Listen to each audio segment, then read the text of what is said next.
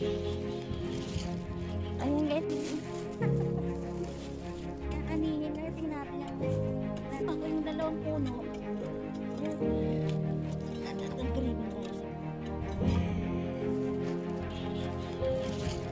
Ayun guys, meron na tayong natirang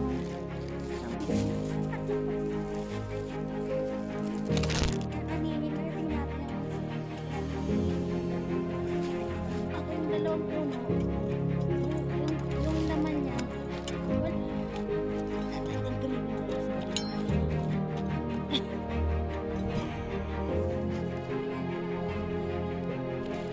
Ayan, nag-graving tayo ng balinghoy kaya tunawin na natin. Kaya ilagay na natin yung ating pandan. Tapos yung